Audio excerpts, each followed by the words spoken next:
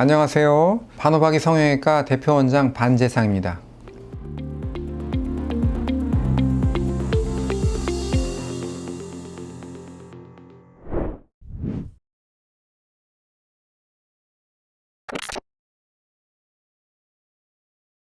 텍스처 보형물은 보형물의 겉표면을 만졌을 때 까끌까끌하고 울퉁불퉁한 표면을 갖고 있는 그런 보형물을 우리가 텍스처 보형물이라고 합니다. 텍스처 보형물이 가진 장점은 명확합니다. 보형물을 넣으면 그 안에서 이제 이물질 반응이 일어나면서 이제 피막이 완성이 되는데요. 몇 달에 걸쳐서. 피막이 완성이 될 때 섬유 아세포가 이렇게 달라붙게 되고 일정한 방향으로 이렇게 막 형성이 되면서 스무스 타입 같은 경우는 뭔가 컨트랙처가 올 수도 있고요. 그 다음에 피막이 굉장히 두껍게 만들어지는 경향이 있는데요. 텍스처 처리를 하게 되면 파이브로블라스트의 방향들이 분산이 되게 되죠. 그렇게 되고 상대적으로 피막이 얇게 만들어지게 됩니다. 그렇게 함으로써 구형 구축을 그만큼 막을 수가 있는 겁니다.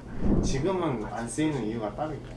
예. 처음에는 스무스 타입의 보형물들을 많이 썼었습니다. 근데 이제 텍스처라는 아주 편리한 보형물이 있다는 걸 알게 되고 2009년, 10년부터 저희들이 텍스처 라운드 타입을 많이 썼고요. 그때부터 해서 이제 또 진화돼 가지고 한 3년 뒤에 이런 물방울 형태의 텍스처 보형물이 나와서 그거를 많이 썼던 것 같아요. 그런데 이게 문제는 뭐냐면 텍스처 타입 같은 경우는 표면이 울퉁불퉁하기 때문에 그 사이에 미생물들이 자라게 되는 거를 이제 알게 됐고, 그 미생물들이 일정한 바이오필름이라고 해서 생체막을 형성을 하고, 그 생체막이 역형성 대세포 림프종이라는 아주 희귀암과 관련이 있다는 논문들이 많이 나오기 시작했어요. 그래서 유럽 쪽이나 미국 쪽에서는 그런 희귀암들이 생각보다 10,000분의 1 정도가 아니라 몇천분의 1에서 발생하는 것을 이제 우리가 알게 됐고, 특히 엘러건사의 보형물이 특히 많이 관계했다는 것을 알게 되었고, 이런 텍스처 보형물, 심한 텍스처를 가진 그런 보형물들이 사용하기가 좀 어려워지게 된 거죠.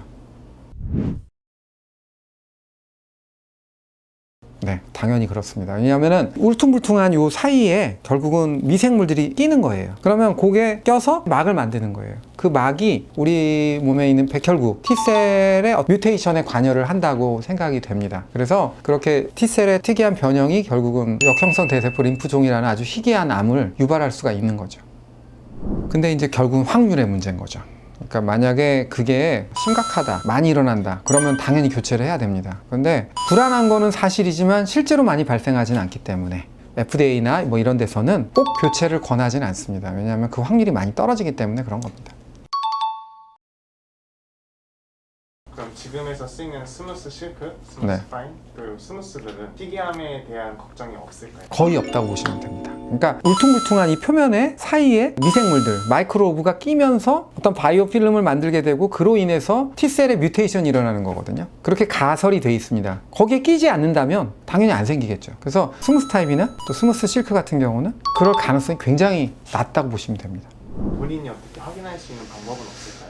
그러니까 일단 우리나라에 지금 현재 수술한 사람은 몇십만 명입니다, 사실은. 그만큼 흔하진 않습니다. 흔하진 않고, 그렇기 때문에 아무래도 그런 수술을 하신 분들이 많이 불안하다면 당연히 수술한 병원이나 아니면은 유방외과 전문의를 찾아가서 정기적인 검진을 받으셔서 초기에 발견하시거나 대응을 그렇게 잘 하시면 됩니다.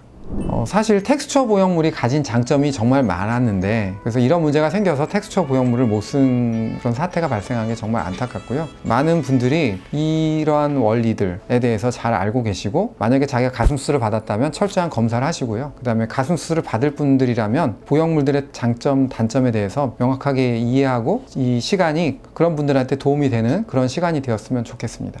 감사합니다.